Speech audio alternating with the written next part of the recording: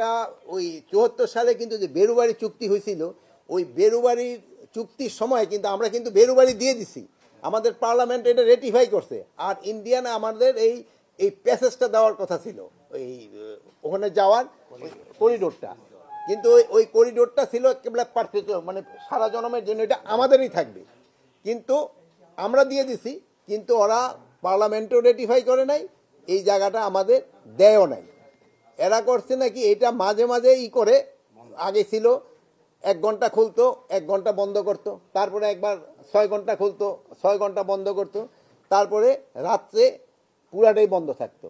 পরে last of all এরা পরে 2017 সালে 2010 সালে একটা চুক্তি করা হয়, এটা বলা হয় যে এটা পুরাটা আমরা সবসময় 24 ঘন্টা খোলা থাকবে, ইউজ করতে পারবো।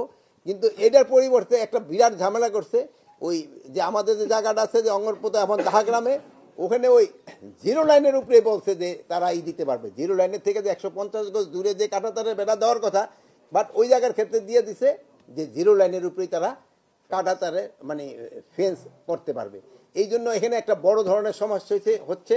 এখানে ওরা ওখানে ফেন্স করতে গেলে আমরা বাধা দেয়, বাট লিগেলি আমাকে বাধা দেওয়ার নাই, যেহেতু আমরা অলরেডি এটা এখানে সিগনেচারি আমরা সাইন করছি। এখন এখানে 2 ধরনের সমস্যা, যদি আমরা ওখানে বেশি দিলে তোরা আবার ওই প্রবেশের ক্ষেত্রে একটা ঝামেলা করে। কাজ বন্ধ হয়েছে, ওই যে 3 বিঘা ওই যে করিডোরের ওখানে ওই জায়গাটা কাজ বন্ধ হয়েছে। তারপরে তোমার ওই যে পত্নীতলা যেটা আছে ওইটারও কাজ বন্ধ হয়েছে। নগার যে আছে ওই জায়গারও কাজ বন্ধ, মানে যে কয় জায়গায় কাজ শুরু হয়েছিল সব কটা জায়গায় কাজ বন্ধ।